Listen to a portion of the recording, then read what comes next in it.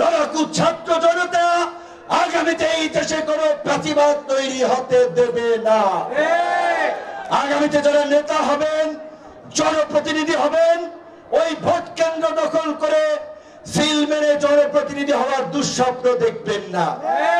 জনগণ যাকে সমর্থন করবে, জনগণ যাদের পেছনে থাকবে, তারাই নেতা হবে, জনপ্রতিনিধি হবে, দেশ শাসন করবে। এখন আমাদের কাজ হচ্ছে এই জনগণকে সচেতন করা, এই জনগণকে ঐক্যবদ্ধ করা এবং পরিবর্তনের জন্য গণ অধিকার পরিষদের বার্তাকে জনগণের সামনে নিয়ে যাওয়া। কিন্তু কোন দল যদি ভাবেন আমরা একাই 100, আমরা এইসব নিয়ন্ত্রণ করব, আমরা এইসব হত্যাকর্তা, তাদেরকে বলবো আওয়ামী লীগের পতন থেকে শিক্ষা নিন। এই দেশের মানুষ কাউকে পরোয়া করে নাই। 16 বছরের দৈত্য দানবীয় হাসিনার ফ্যাসিবাদ হঠাতে বুক পেতে দিয়েছিল সেই বীর জনতা, লড়াকু ছাত্র জনতা আগামীতে এই দেশে কোনো প্রতিবাদ তৈরি হতে দেবে না। সেই জাতীয় নির্বাচন অনুষ্ঠিত হলে গণ অধিকার পরিষদ 300 আসনে প্রার্থী দেবে।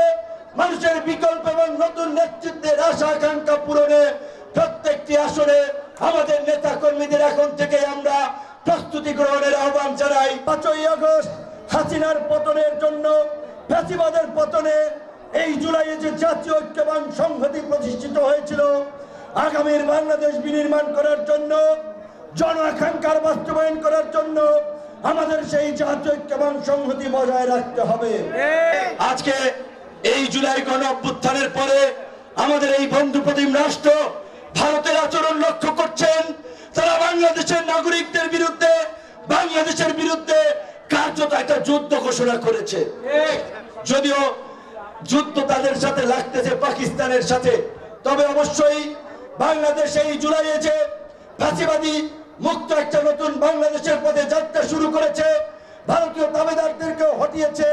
এই অগ্রযাত্রা অব্যাহত রাখার জন্য, বাংলাদেশের ভবিষ্যৎ মসৃণ করার জন্য বাংলাদেশের গণতান্ত্রিক ব্যবস্থাকে শক্তিশালী করতে হবে।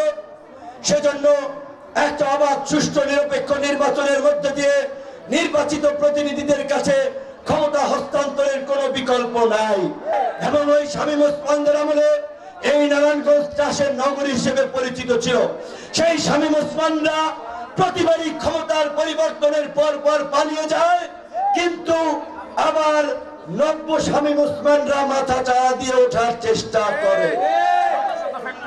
তাই আমরা বলতে চাই, এই জুলাই পরবর্তী বাংলাদেশ তথা এই নারায়ণগঞ্জে আর কোন মাফিয়া এবং নব্য শামীম ওসমানের জন্য জন্ম না হয়। আপনারা এই নারায়ণগঞ্জের ব্যবসায়ী সাধারণ জনগণের সাথে ঐক্যবদ্ধ ভাবে এই সমস্ত মাফিয়া, চাঁদাবাজ, সন্ত্রাস, দখলদারের বিরুদ্ধে প্রতিরোধ করে তুলবেন।